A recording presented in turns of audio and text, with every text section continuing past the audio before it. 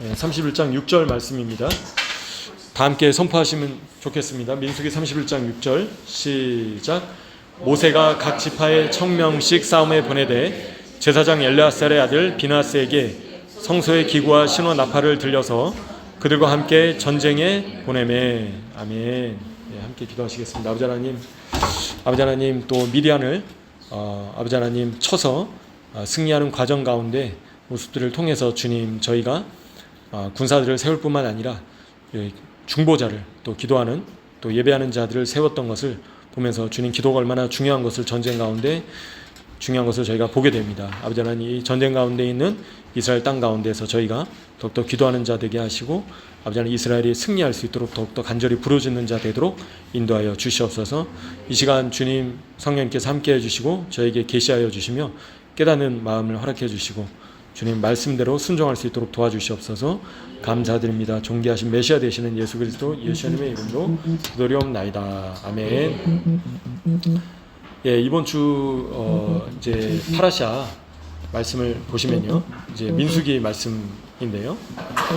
근데 여기서 이제 민수기 30장부터 36장 이제까지 이렇게 돼 있는데요.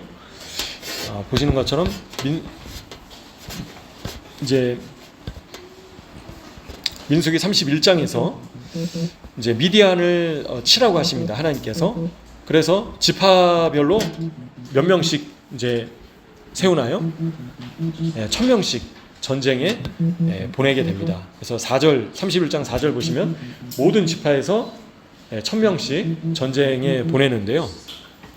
그래서 5절에 100만 명 중에서 12,000명을 택하여 무장을 시킨지라 이렇게 돼 있는 거죠. 그리고 나서 여기서 끝나는 게 아니라 모세가 각 지파에 또 1000명씩 이제 싸움에 보내되 성소의 비나스에게 성소의 기구와 신호 나팔을 들려서 그들과 함께 전쟁에 보냈다. 그래서 이스라엘 군사들 12,000명만이 나간 것이 아니라 누가 또 12,000명이 나가나요? 바로 기도하는 사람들, 중보자들, 예배자들이 함께 전쟁에 나가는 것을 저희가 보게 됩니다. 그래서 저희가 지금 이스라엘이 이제 전쟁 가운데 있죠. 그래서 하마스도 지금 하마스와도 전쟁을 하고 있지만 이제 이란하고 또 확전이 될 수 있는 또 헤즈볼라하고 확전이 될 수 있는 그런 이제 상황입니다. 근데 여호수아와 이스라엘 백성들이 여리고 성을 무너뜨릴 때도 앞에서 나팔을 불고 먼저 찬양하는 자들이 이제 앞에 진을 쳤던 것을 저희가 보시게 됩니다. 그래서 결국에는 이런 전쟁은 누구에게 속한 것입니까? 하나님께 속한 것이죠. 여호와께 속한 것이다라고 말씀에 기록되어 있는데요. 그래서 전쟁에서 이 눈에 보이는 물리적인 싸움, 전쟁이 그 이면에는 결국에는 영적인 부분에서 먼저 해결이 돼야 된다. 그래서 영적인 영역에서 또 싸움이 벌어진다라는 거예요. 그죠? 그렇기 때문에 결국에는 좋은 무기, 훈련된 군사들, 그리고 좋은 전략, 이런 것들도 당연히 필요하겠지만요. 근데 결국에 승리는 누가 주시는 겁니까? 하나님께서 주시는 것이다. 그래서 저희가 아무리 무기를 많이 준비를 해놓고 또 훈련을 많이 시켜놓고 하더라도 하나님께서 함께 하시지 않는 전쟁은 승리할 수 있습니까? 승리할 수 없다라는 거죠. 패배할 수밖에 없다라는 겁니다. 대표적으로 누가 그런 케이스입니까? 바로 아합 왕이 북이스라엘에서 가장 강력했던 이 왕이 아합 왕이었습니다. 그래서 고대 근동에서 경제적으로 또 군사적으로 굉장히 발전했을 때가 바로 아합 왕 때였다라고 하고 있습니다. 하지만 아합 왕 때는 지금 이 미디안을 쳐부셨을 때와 뭐가 다릅니까? 여호수아와 이스라엘 백성들과 뭐가 다르죠? 바로 하나님께서 함께 하시지 않으셨다는 거죠. 하나님께서 도우시지 않으셨다는 거죠. 그래서 하나님을 의지하지 않고 사람의 힘을, 사람의 무기를 더 의지했다라는 겁니다. 그래서 아방 때는 하나님을 의지하기보다도 누굴 의지했습니까? 바알과 아세라 우상을 더 숭배했다라는 겁니다. 얘들아 적어라 적어. 흡시봐 뭐하냐 적어. 그래서 하나님보다 무기를 더 의지하고 사람을 의지하고 눈에 보이는 것들을 의지할 때 저희가 승리할 수 없다라는 거죠. 그래서 결국에는 이 전쟁에서 승리하기 위해서는 영적인 영역에서 승리하고 나가야 되는 겁니다. 그래서 영적인 영역에서 저희가 승리하지 못하면 물리적으로도 승리하기 어렵다라는 거죠. 저희의 싸움에 있어서요. 마찬가지죠. 저희도 사단하고 싸울 때 사람하고 싸우는 것이 아니라 결국에는 그 이면에 있는 누구랑 싸우는 겁니까? 마귀, 귀신, 악한 영들과 싸우는 거죠. 저희의 싸움이 혈과 육이 아니라 저희 믿는 성도들의 싸움은 영적인 싸움이다라는 겁니다. 그래서 저희가 승리하기 위해서는 결국에는 누가 도와주셔야 된다고요? 하나님께서 도와주셔야 되는데, 그래서 이거를 저희를 공격하는 악한 것들을 사로잡기 위해서는, 제압하기 위해서는 결국에는 주님께서 도와주시고 성령님께서 도와주시고 천군 천사들이 함께 해야 된다. 그래서 영적인 영역에서, 눈에 보이지 않는 영역에서 먼저 승리하고 나가야 된다라는 겁니다. 저희가 이제 손자병법을, 저희도 이제 군대에서 손자병법을 많이 배웠는데요. 일단은 싸움은 이겨놓고 싸우는 겁니다. 질 싸움은 절대 싸워서는 안 되는 거예요. 그러니까 상대방하고 적과 싸워서 내가 질 것 같다 하면 싸움을 걸어서는 안 되는 거예요. 그때 화친을 하던가, 그래서 최소한 10배 이상의 압도적인 전력으로 싸워야지만 확실하게 승리를 할 수 있다라는 거죠.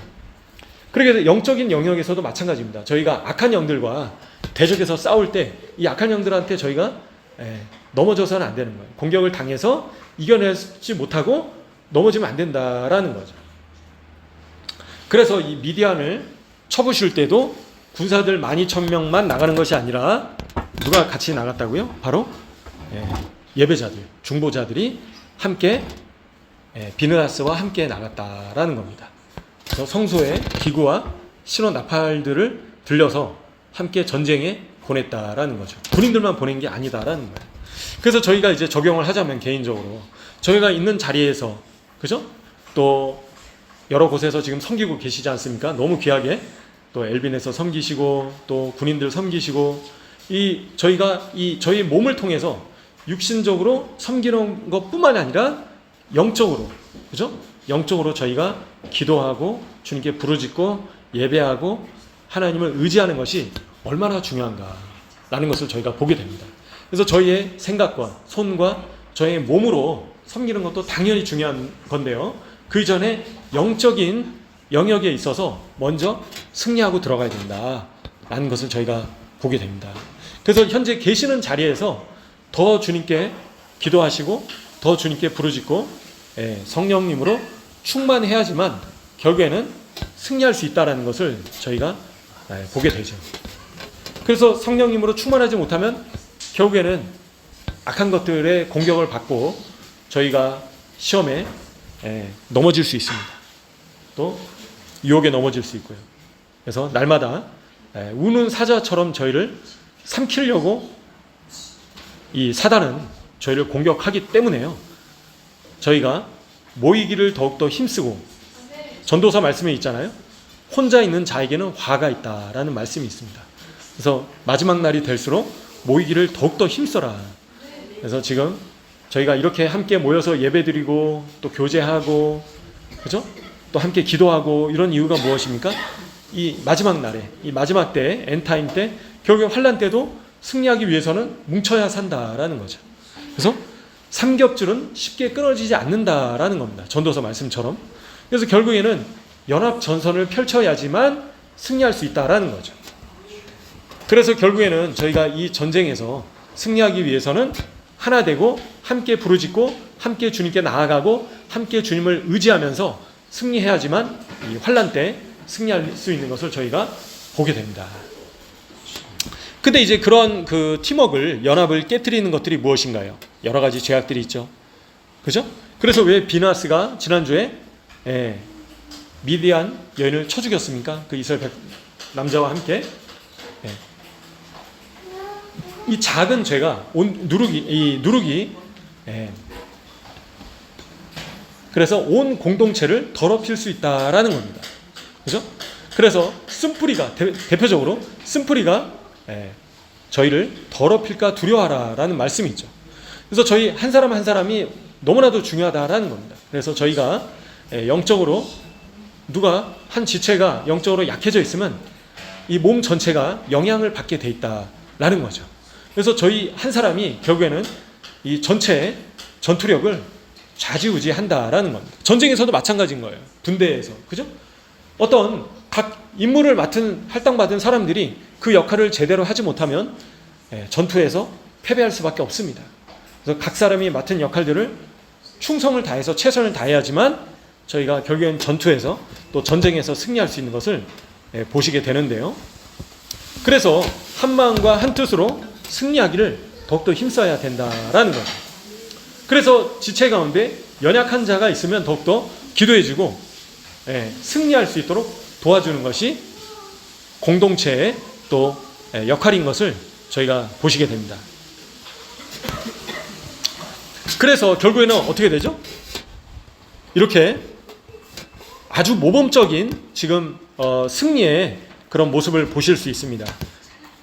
7절에서 결국엔 31장 7절에서 여호와께서 모세에게 명령하신 대로 미디안을 쳐서 남자를 다 죽여버렸다는 겁니다. 그죠? 8절에도 미디안의 5왕을 쳐 죽이고 다 칼로 쳐서 죽였다라는 거죠. 그래서 완벽한 승리를 쟁취하게 됐다라는 겁니다. 그래서 선별된 군사들 12,000명과 그죠? 또 예배자, 중보자 12,000명이 함께 나갔을 때 온전한 승리를 거둘 수 있었다라는 겁니다. 그래서 저희가 저희의 삶 가운데서 이런 승리를 저희도 이뤄내야 된다라는 겁니다. 그래서 저희 삶 가운데서 자꾸 패배해서는 안 된다라는 거죠. 그래서 결국에는 저희의 몸으로 섬기는 것뿐만 아니라 영적인 영역에 있어서 예배하고 기도하고 영적인 훈련을 하는 것이 얼마나 중요한가를 저희가 보게 됩니다. 그래서 이런 말씀들을 잘 기억하시면서요. 그리고 또 유대인들은 이번 주 파라샤와 관련해서 어떤 얘기를 하는가. 지금 미디안과의 전쟁 이야기가 나오는데요. 뿐만 아니라 이제 마지막 날에 유대인들도 그런 얘기를 하는 겁니다. 마지막 날에 메시아께서 오시기 전에 이스라엘 가운데 전쟁이 있을 것에 대해서 계속 랍비들이 얘기를 하고 있는 거예요. 그래서 지금 이 이란 하마스와의 전쟁, 헤즈볼라와 전쟁, 이란과의 전쟁 이런 전쟁들을 유대인들은 어떻게 바라보냐? 바로 메시아께서 오시기 위한 준비 과정이다라고 그렇게 보고 있는 것입니다. 그래서 이제 유대인들은 이제 게마트리아 이 각 단어나 철자에 숫자값이 있잖아요. 그래서 7은 자연을 이제 상징하고요. 8은 무엇을 나타내나요? 저희가 함께 배웠지만요. 무한함, 그리고 구원, 그리고 메시아를 상징한다. 8이. 자, 근데 이 8은 또 히브리어 철자 중에서 어떤 알파벳을 나타냅니까? 바로 헤트가 이제 8인데요. 지금 놀랍게도 하마스도 헤트고요. 첫 글자가 헤즈볼라도 헤트입니다. 예멘의 후티도 헤트고요. 지금 이란의 지도자 호메이니도 헤트로 시작을 한다는 거예요. 그래서 공교롭게도 다 헤트로 시작을 하는데 이제 이런 왜 이 헤트가 다 이제 들어가 있는가? 유대인들은 어떻게 보냐면 구원이 다가오고 있다. 이제 그렇게 해석을 하고 있습니다. 왜냐하면 이 헤트에 그 숨겨져 있는 뜻이 구원이기 때문에 또 메시아께서 오시고 계신다. 이제 그런 얘기들을 유대인들이 하고 있다라는 겁니다. 물론 아직 그 메시아께서 누구이신가는 아직 계시가 열리지 않은 상태이죠. 하지만 이런 전쟁들이 벌어지고 하마스와 헤즈볼라와 후티와 호메이니가 이스라엘을 치려고 하는 이런 모습들이 결국에는 메시아께서 오시고 이스라엘의 구원이 성취되기 위한 과정으로 보고 있다.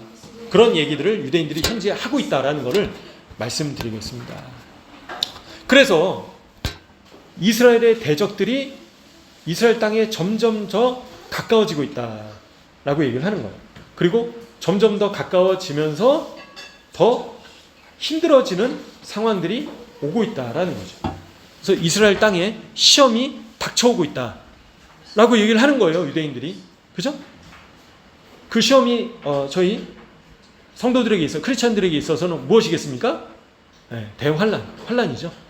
물론 이제 구체적으로 7년 대환란에 대해서 유대인들이 알고 있는 건 아니지만요, 유대인들조차도 이스라엘의 시험의 때가 다가오고 있다라고 지금 이야기를 한다라는 겁니다. 이번에 이런 일련의 사건들을 통해서 하마스와 헤즈볼라와 또 후티와 이란, 이런 일련의 전쟁을 통해서 전쟁이 더 가까워지고 있다. 이스라엘의 어려운 때가 더욱더 가까워지고 있다라고 얘기를 하고 있습니다.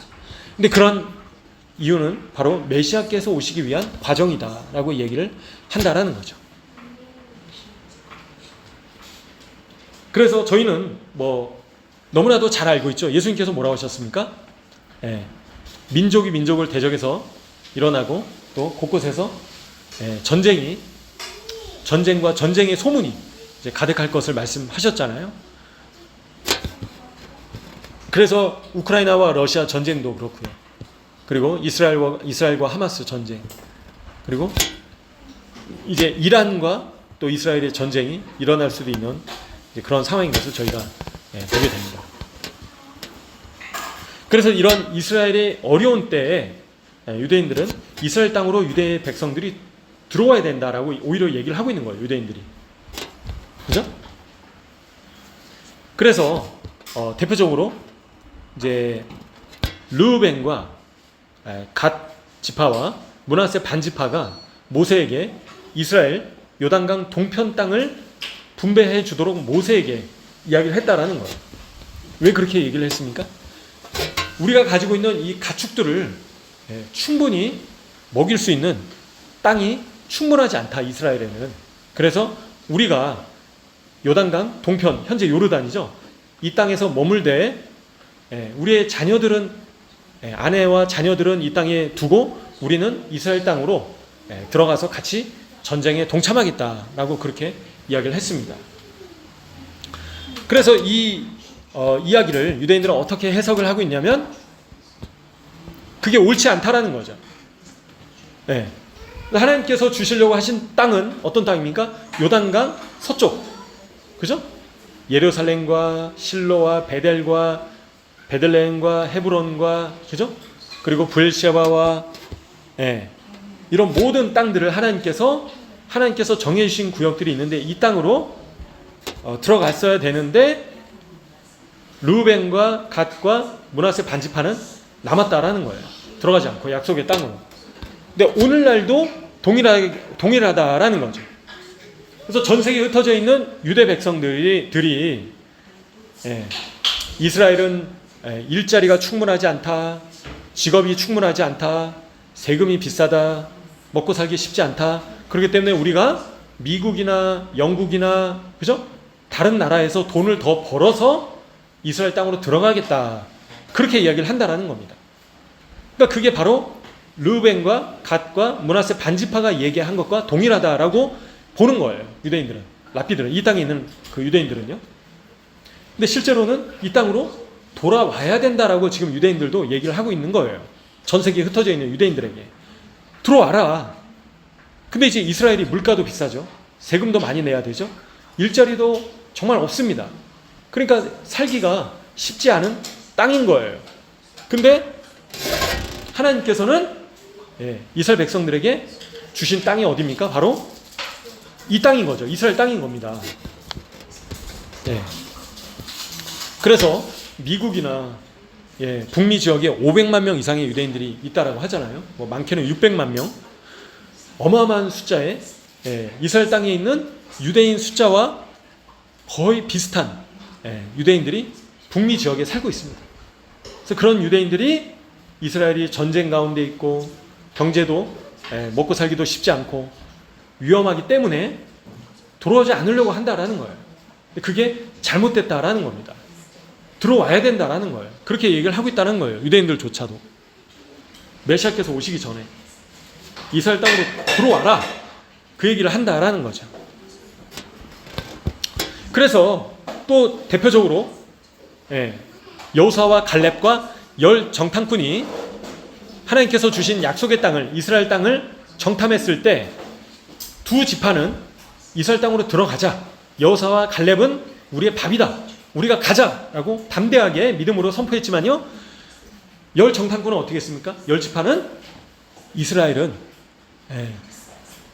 우리가 들어갈 수 없다, 거기는 안악 자손이 있다, 두려운 땅이다, 쉽지 않은 땅이다 라고 하면서 들어가지 않으려고 했다라는 거예요. 지금이 그런 상황이다라는 겁니다. 유대인들이. 이스라엘은 하마스도 있고 헤즈볼라도 있고 이란도 공격하려고 하는데 우리가 어떻게 지금 들어가냐. 미국에서, 유럽에서, 남미에서, 그죠? 전 세계에 흩어져 있는 유대인들이 들어오려고 하고 있지 않다라는 거예요. 그 얘기를 유대인들이 지금 하고 있다라는 겁니다. 하지만 하나님께서는 이 땅을 영원토록 아브라함과 이삭과 야곱에게 주시기로 약속을 하신 땅이다라는 거죠. 그래서 유대 백성들은 이 땅으로 들어와야 되는 거예요. 유대인들에게 있어서 가장 안전한 땅이 이스라엘인 것입니다. 하지만 유대인들은 뭐라고 얘기를 하냐면요, 우리 내면에 있는 악한 그런 성향이 그런 얘기를 자꾸 부추긴다라는 거예요. 야, 이스라엘 땅에 들어가지 마. 미국 얼마나 살기 좋냐. 세금도 이스라엘보다 싸지, 물가도, 돈 벌기도 더, 돈 벌 자리도 많지, 돈 더 많이 벌어서 이스라엘로 들어가. 그러면서 이 예제르 라, 이 악한 성향이 그런 얘기를 한다라는 겁니다. 반대로 하지만 미국에 살고 있다라면 야, 이스라엘 땅으로 들어가, 이제 그런 얘기를 하지 않는다라는 거죠. 이 내면에 있는 악한 성향이. 그래서 하나님께서 원하시는 것은 유대 백성들이, 이스라엘 백성들이 이스라엘 땅으로 들어오는 것을 원하고 계신다라는 거예요. 그죠? 그래서 보시면요, 올드시티에도 미국의 돈 많은 유대인들이 집을 사놨어요. 근데 1년 내내 안 들어옵니다. 절기 때만 가끔 오는 거예요. 6월절이나, 그죠? 오순절이나 초막절 때 집은 사놓고 비어 있는 겁니다. 집이, 빈 집이 많아요. 비싼 집이. 그러니까 미국의 돈 많은 유대인들이 집은 샀지만 들어오지 않고 미국에서 살고 있는 겁니다. 그냥, 그죠? 투자 목적으로 사놓기도 하고, 정작 들어오지는 않으려고 한다라는 거죠. 근데 유대인들은, 이 땅에 있는 유대인들은 뭐라 하냐면, 이스라엘 땅에 살고 있는 것은 하나님의 특별하신 택하심을 입은 사람들만이 들어올 수 있다라고 이제 그렇게 이야기를 한다라는 거죠. 그래서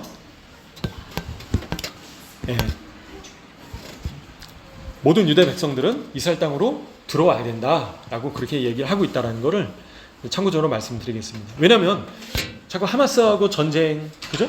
또 헤즈볼라 확전 가능성, 또 이란과 이제 전쟁 가능성이 더 높아지니까 유대인들이 위험하니까 더 안 들어오려고 하는 거죠.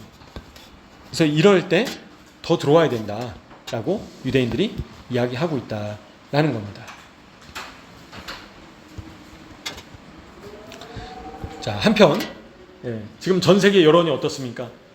이스라엘이 팔레스타인 땅을 훔쳤다라고 얘기를 하고 있죠. 그죠?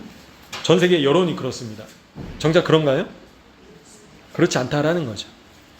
그래서 이 땅을 누가 주시기로 약속하셨습니까? 하나님께서 아브라함과 이삭과 야곱에게 이 땅을 주시겠다고, 언제까지요? 영원토록 주시겠다라고 약속을 하신 겁니다. 그래서 뭐 국제법이 어떻고, 아니면 이제 뉴스가 어떻고, 여론이 어떻고, 그게 중요한 게 아니라 저희 하나님을 믿는 사람들은 하나님께서 어떻게 말씀하셨는가를 주의 있게 살펴봐야 합니다. 그래서 만약에 이 토라 하나님의 말씀에 기록이 되어 있지 않다라면 이스라엘은 팔레스타인한테 땅을 훔친 것이 되버리게 된다라는 거죠. 근데 그렇지 않다라는 거예요. 그래서 왜 창세기 말씀, 그죠? 이 모세 오경이 말씀들이 다 이야기로 시작을 하는가? 하나님께서는 바로 무엇을 지키고 무엇을 하지 말아야 되고 이런 것들을 계명들을 먼저 말씀하신 것이 아니라 왜 이 많은 이야기들을 먼저 기록을 남기게 하셨는가? 그래서 열국이 이스라엘 너희가 이 땅을 훔쳤다라고 얘기할 때 이 바로 성경 말씀에 하나님께서 어떻게 이스라엘 백성들에게 주셨는가를 정확하게 이야기해주고 있다라는 거죠. 이 성경 말씀이. 그죠? 그래서 이 토라, 모세오경의 첫 번째 이야기가 바로 앞부분의 이야기가 어떻게 이스라엘 땅이 하나님께서 이스라엘 땅을 주셨는가, 이제 그런 이야기들로 채워져 있는 것을 저희가 보시게 됩니다. 그리고 나서 이번 주 이제 파라샤와 관련해서 도피성 이제 관련해서 48개의 성읍을 이제 하나님께서 레위 지파에게 주셨는데요. 이제 죄를 지은 사람이 도피성에 피할 수 있는 그런 기회를 또 주셨죠. 그래서 하나님께서는 누구든지 회개하는 자에게 용서해 주시고 또 다른 기회를 주시는 분이시다. 이제 그렇게 해석을 하고 있다라는 것을 도피성과 관련해서 참고적으로 말씀드리겠습니다. 그리고 레위 지파는 모세로부터 나왔는데요. 모세는 항상 회개와 용서를 상징한다라고 이야기를 합니다.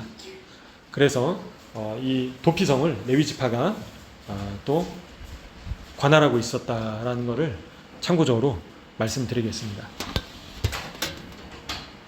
그래서 이번 주는 이제 다음 주 이번 주는 다무주월이었죠. 그래서 이제 애곡하는 기간인데요. 다음 주 이제 월요일부터 아부월이 시작됩니다.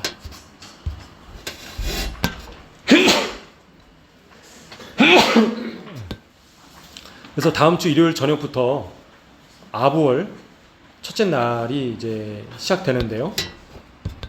그래서 아부월 1일부터 이제 아부월 9일 티샤 베아브까지는 유대인들이 결혼하지 않고 또 고기를 먹지 않고 또 음악을 이제 연주하거나 듣지 않는다라고 합니다. 그렇게 하는 이유는 철저하게 성전이 파괴된 것을 기억하기 위해서 그렇게 한다라는 것을 이제 말씀드리고요. 그래서 아부월 9일에는 티샤 베아브에는 이제 잘 아시는 것처럼 1차 솔로몬 성전과 2차 또 스룹바벨 헤롯 성전이 다 이 같은 날짜에 파괴됐다. 바벨론과 로마에 의해서 이제 유대인들이 가장 또 슬퍼하는 날이다라는 것을 말씀드리겠습니다. 그래서 이 아부월은 하지만 가장 슬픈 날이 있기도 하지만요. 또 다시 행복한 시간이 찾아오는 달이기도 하다라고 이야기를 합니다.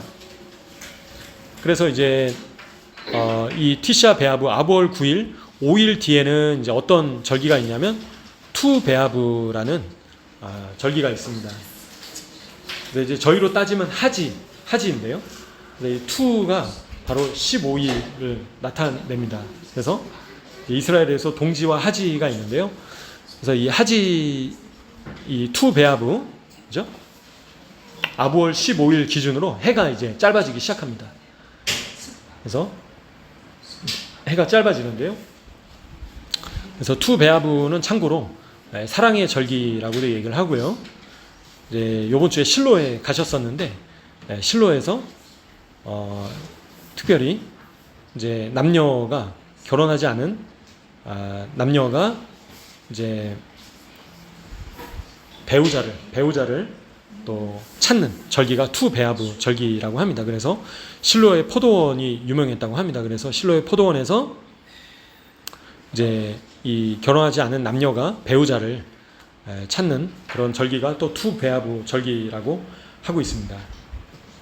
그래서 티샤 베아브가 가장 슬픈 날이지만 또 그로부터 5일 뒤 투베아브는 또 이렇게 좋은 날이 없다라고 표현을 한다라고 하고 있습니다. 그래서 티샤 베아브는 증오의 날이지만 투베아브는 사랑의 날이다라고 얘기를 하고 있죠. 그래서 또 티샤 베아브는 유대인들이 뭐라고 얘기하냐면 메시아가 태어난 날이다라고 그렇게 보고 있습니다. 그래서 성전이 파괴되고 유대인들이 가장 슬퍼하는 날이지만 또 구원을 가져오시는 메시아께서 태어나신 날이 바로 티샤 베아브이다. 이제 그렇게 해석을 하고 있다라는 것을 참고적으로 말씀드리겠습니다. 그래서 티샤 베아브, 그러니까 다음 주가 아니죠. 그래서 다다음 주, 그래서 다다음 주 화요일 저녁부터, 월요일 저녁부터 이제 티샤 베아브가 이제 시작되는데요. 하루 동안 가장 이제 한 해 중에 가장 슬픈 날인데 이제 그 날 이후에는 바로 기쁨의 날이 이제 펼쳐지게 된다라고 그렇게 절기를 기념하고 있다라는 걸 참고적으로 말씀드리겠습니다. 그래서 저희도 마찬가지죠. 저희가 사단의 종된 신분이었는데, 그죠? 슬퍼할 수밖에 없는, 괴로워할 수밖에 없는 존재였지만 누가 오심으로 인해서 기뻐하게 됐습니까? 예수님께서 저에게 찾아오심으로 인해서 이제는 유대인들에게 있어서는 성전이 파괴된 것 같은 그런 슬픔이 기쁨으로 바뀌게 됐다라는 거죠. 그리고 또 예수님께서 십자가에 못 박히셨을 때는 가장 슬픈 날이잖아요. 저에게 있어서는. 근데 그로부터 3일 뒤에 어떤 일이 있었습니까? 예수님께서 죽음을 이기시고 부활하셨다. 그날이 또 가장 기쁜 날이 됐다라는 겁니다. 그래서 저희의 인생 가운데 슬픈 날도 있고 기쁜 날도 있는데요. 그래서 결국에는 가장 저희가 기뻐할 수 있는 날은 언제라고요? 바로 예수님을 만난 날. 그날이 바로 저희에게 있어서는, 저희 인생에 있어서는 가장 기쁜 날이고 기쁜 날이 되어야 된다라는 거죠. 그래서 저희가 죽음에서 이제는 생명으로 옮겨지게 된 날이 그러한 날이다라는 겁니다. 저희에게 있어서 투베아브, 이런 사랑의 날이 언제입니까? 바로 예수님의 사랑을 알게 된 날, 그죠? 예수님의 십자가 사랑을 깨닫게 된 날이 저에게 있어서는 바로 투베아브인 거죠. 사랑의 날인 거죠. 1년 중 가장, 저희 인생에 있어서 가장 좋은 날이 그런 날이다라는 겁니다. 그래서 인간은 저희 죄로 인해서 죽을 수밖에 없습니다. 다 지옥에 떨어질 수밖에 없는 존재인 것이죠. 하나님과 분리됨으로 인해서. 하지만 예수님께서 그 문제를 해결해 주셨다라는 거예요.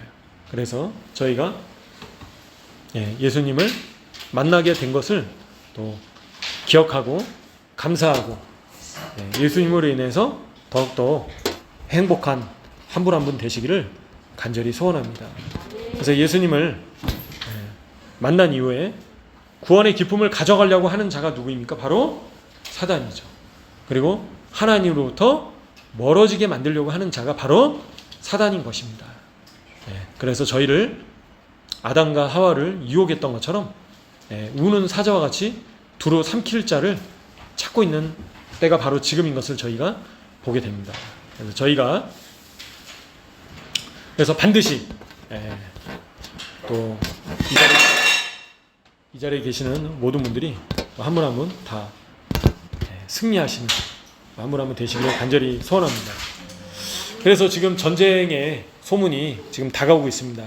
그래서 저희가 이 전쟁의 소문 가운데서 더욱더 간절히 기도함으로 인해서 이스라엘 군대의 찬양대가 되시는, 그죠? 또 중보자가 되시는 한 분 한 분 되시기를 소원합니다. 그래서 결국에 이 승리하기 위해서는 반드시 기도가 뒷받침돼야 되는 것을 보게 되고요. 이 자리에 계신 분들이 간절히 주님께 기도하심으로 인해서 이 땅 가운데 승리가 있을 수 있도록 더욱더 부르짖고 기도하시는 한 분 한 분 되시기를 소원합니다. 이 시간 그래서 저희가 함께 또 말씀을 기억하시면서 기도하시면서 나가시면 좋겠는데요.